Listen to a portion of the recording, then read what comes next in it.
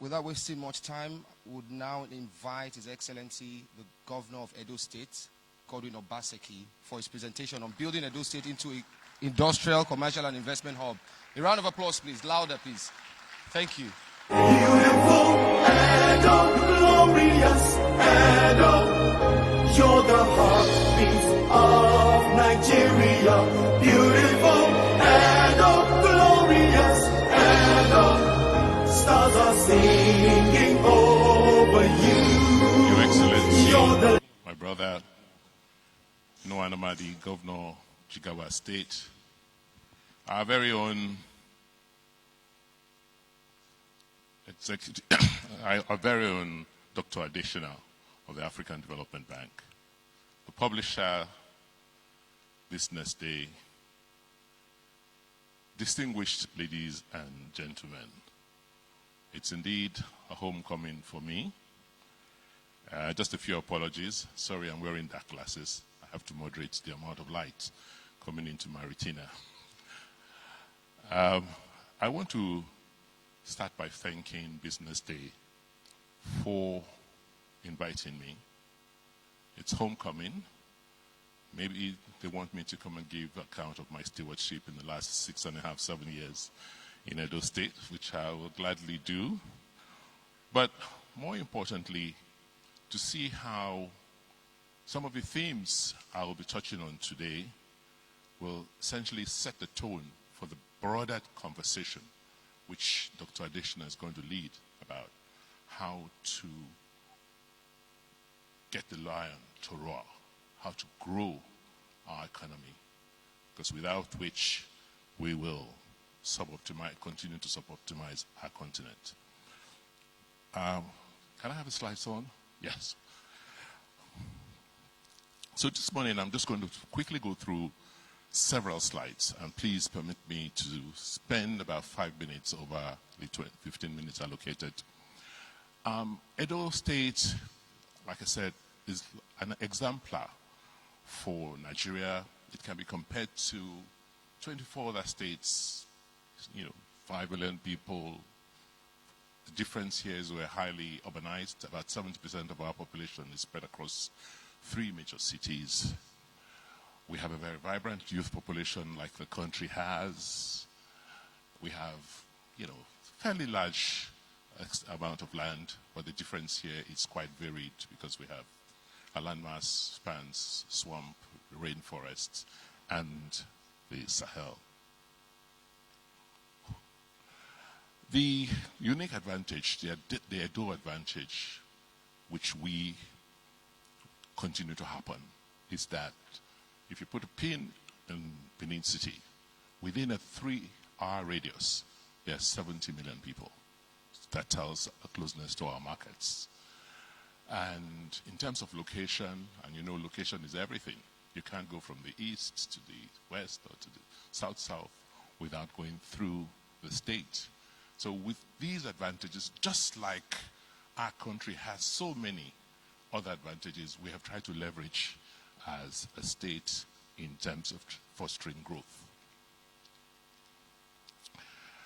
For us, what we've tried to do is just lay our whole policy on investment growth and industrialization on a few key pillars. First, ensuring that we focus on the engine of government, the bureaucracy. Because if government does not work, the economy will not work. We've tried to focus on developing talent, because it's all about people. That's why we're government. The economy is not going to run on its own. People have to drive the economy. We've looked at policies that support business. We've also looked at providing infrastructure, core infrastructure. And our emphasis, as I'll show in a few slides, have been on digital infrastructure. And this, I'll say last but not the least, is creating an environment of law, order, and security. So what have we done in the last 6, 7 years? We've essentially tried to rebuild our bureaucracy. We've re-engineered our civil service. Those pictures there are just pictures of some of our offices. Our offices compare with any corporate offices. The offices our civil servants work out of compare with any corporate offices any of you work out of in Lagos. But what's been unique is we've tried to use technology for governance. I made a promise that I'll be the last governor in Edo State that will work with paper files. So we're moving the whole platform digital.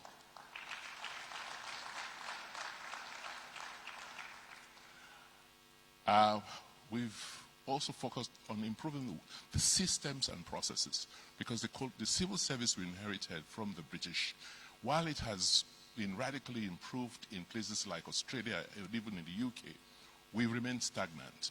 So what we've tried to do is, in Edo, is to just look at our processes end to end and see how first you can, to refresh them, but also to digitize them. So for then people, we focused on training, and also kept our eyes on how we recruit, to try and depoliticize recruitment. And it's not a very popular thing to do politically, but make sure that the core of the civil service is now recruited on a merit-based system. And I'm sure you've heard, any Edo kid who has a first class anywhere in the world has an automatic employment in the Edo civil service. Immediately they graduate. We've also focused on business-friendly policies. We looked at, taking advantage of the federal government, social investment tax credit, and a few of our partners have, come to invest and building roads. We've looked at some of our laws. We've created a tourism master plan, and today we're working on a 30-year development plan and a 30-year master plan for Benin City and a regional plan for the state. For us, it's about people, focusing on talent. And we realized that the foundational learning was very, very weak. And we saw this when we had to deal with the issue of human trafficking. So our emphasis over the last 6 years has been to strengthen foundational learning, because without that, you cannot build anything else in terms of developing talent. And we've looked again at the entire educational policy, which is really unfortunate. Maybe it's just an opportunity to let you know that the biggest challenge we have in Nigeria today is a dysfunctional educational system. Because 25 years ago, we changed the education policy into a 6334 system, but we did not align that change to the realities. So take, for instance, after a child leaves primary 6, the child is supposed to go into junior school, at least in the public school system. The junior school and the senior schools, in most cases, still operate within the same premises. In the meantime, the governing structure for the junior school is UBEC, federal, whereas the governing structure for the senior school is the state. They don't talk to each other. So what we found is that the drop-off ratio between primary 6, P6, and SS1 is over 50% on average across the country. And that's what you see on the streets with these alaye boys and people who haven't gone to school. And until we begin to focus on that, we'll have a major crisis in terms of developing talent and manpower. So we focused on, for us, it's like less certificate, more handwork. Let's focus on technical education. So we've revamped our colleges of agriculture, colleges of nursing sciences, colleges of technical college, and the colleges of education. And we're trying to affiliate them. And the thinking is, look, we don't have a problem you traveling. We like to travel, but get a certificate and we're making sure that whatever our trainings are of international standard, so if you have to travel, you don't go out irregularly and illegally. Like I said, we're supporting vocational education because there's a huge population of kids who have fallen through the cracks, but they are talented. So we're partnering with various companies in the area of technology. We have a program with Decagon where we're training kids in software computing and engineering. In terms of entertainment, we're working with a lot of producers. In fact, this year alone, we're shooting in excess of over 20 or 30 Nollywood movies in Benin because we've created the infrastructure for artists and producers to come. Next slide. But more importantly, for business, we've been working with the private sector on infrastructure. As you all recall, about 8-9 years ago, we worked with a group of investors to build the Azura 450 megawatt plant, which was next door to an existing NIPP plant, which has a capacity of 150 megawatts. And from that experience, we were able to reach out to other investors because those two power plants don't supply power into the state, they supply power into the grid. But from the experience garnered, we then worked with another investor, and today we have a 95 megawatt plant, power generating facility, 30 kilometers from the city center, from one of the NNPC oil fields that's supplying about generating 95 megawatts. And that experience and push has made us one of the frontier states in electricity reform in Nigeria. So today, Edo State has its own electricity regulatory agency where we can now license people who want to generate, distribute electricity into our state. We're also very, very gung-ho on technology. We are working with companies like Main One and now IHS have swapped right of way for fiber optic connections. And today, I believe Edo is the most connected state digitally in Nigeria. We have, by October this year, we will have completed 1,600 kilometers of fiber optic connections to all the local governments in the state. And by Q1 next year, we expect to construct another 300 kilometers linking almost all our secondary schools and our primary healthcare centers. So I'm so glad that the managing director of MTN is here because I've been thinking, how do I reach out to him? Because I need him to give me bandwidth.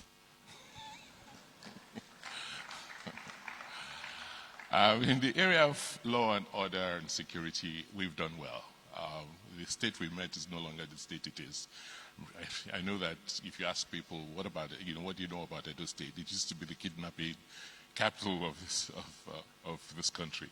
Today, we are in control of law and order, and just working with the communities, investing in the communities, giving them the resources. We've drastically reduced the incidence of violent crimes. You recall the train kidnap in Edo State, and within 72 hours we were able to resolve it because we have those structures in place. So, just to round up, for us, just like the country, there's so many advantages we have and share as a country.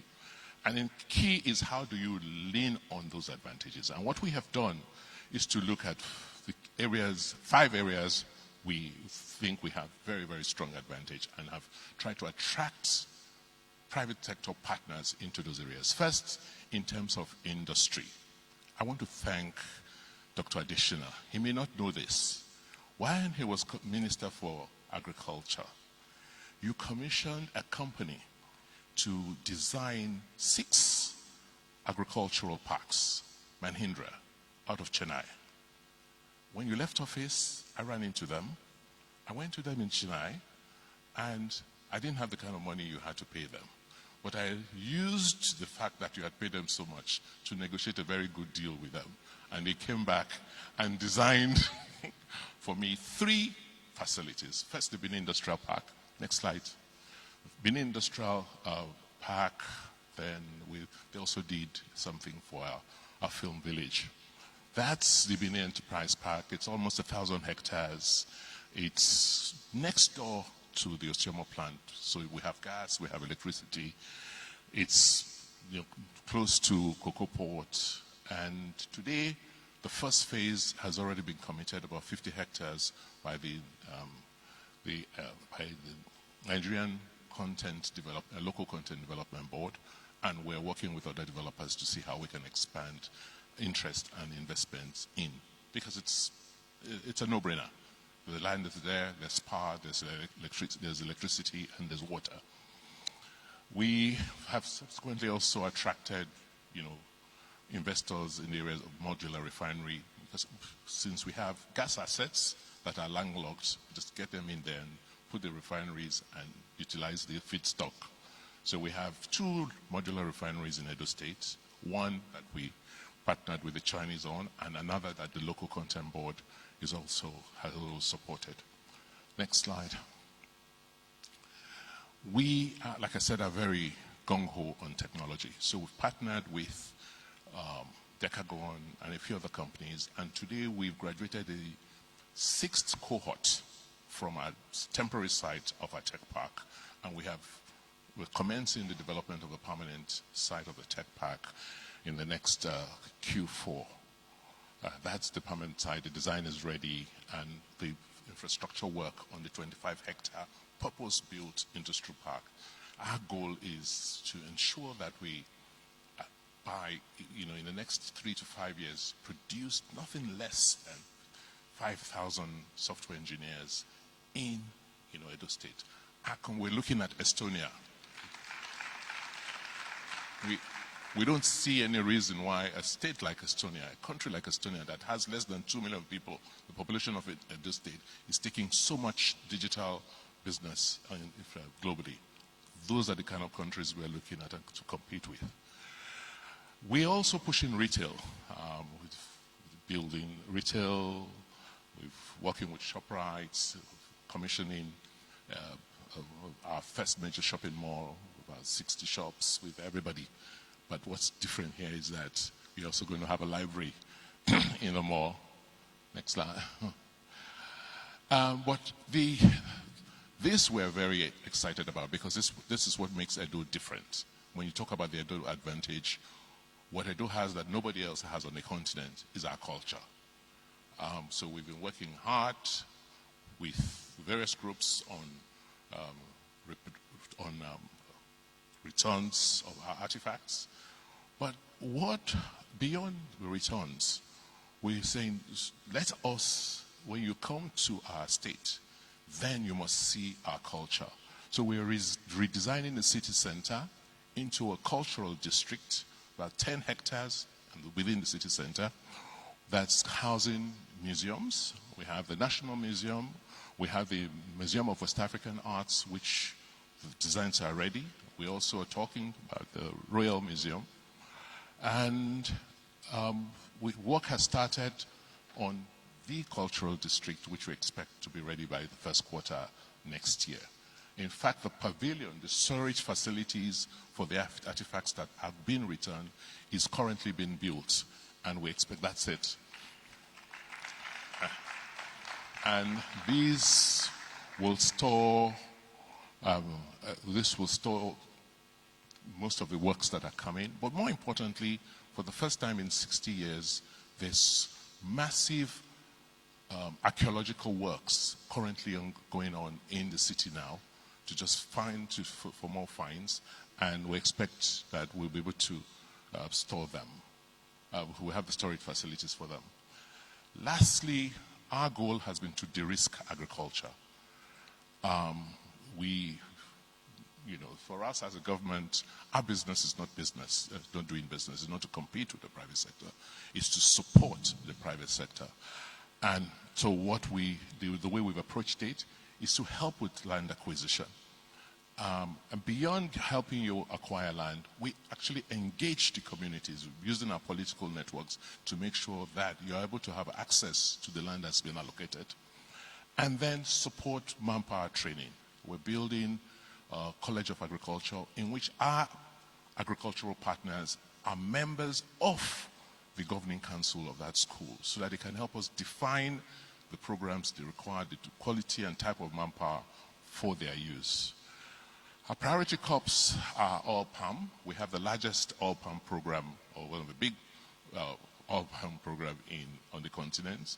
So we've allocated 62,000 hectares and to about 7 companies. They are currently cultivating, and we are going to go through another lot this year for another 60,000 hectares. So just talking to the Indonesian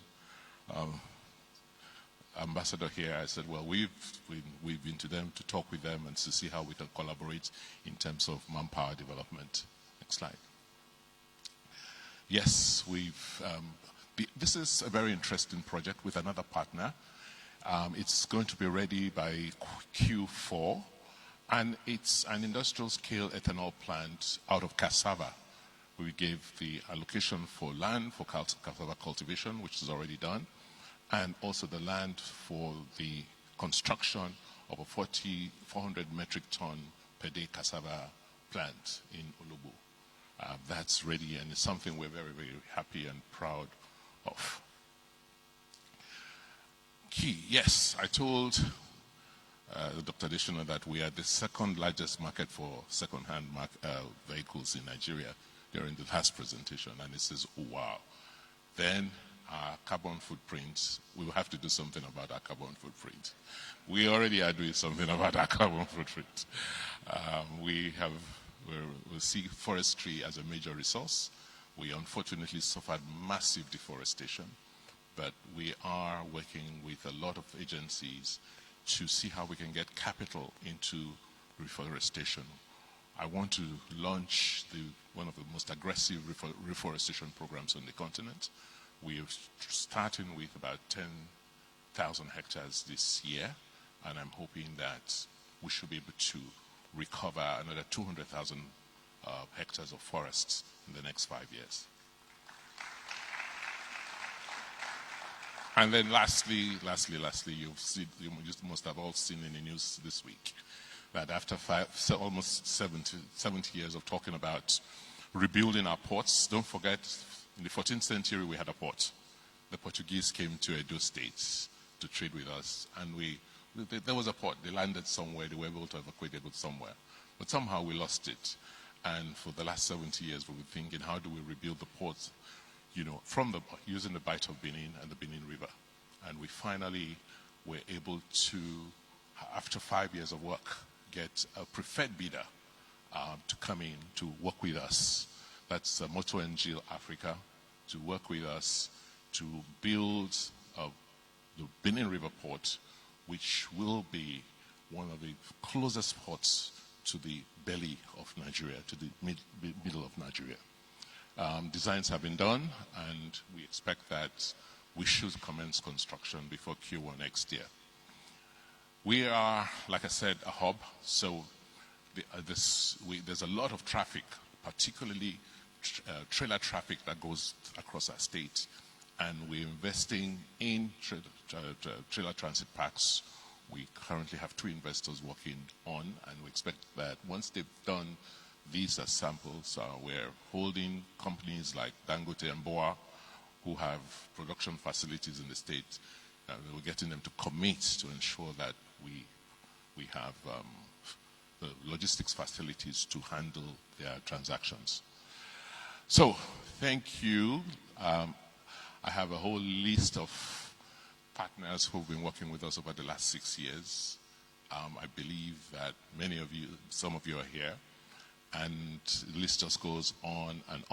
And if your name is not here, then please, you're missing out. And this is an opportunity to come on board. Thank you.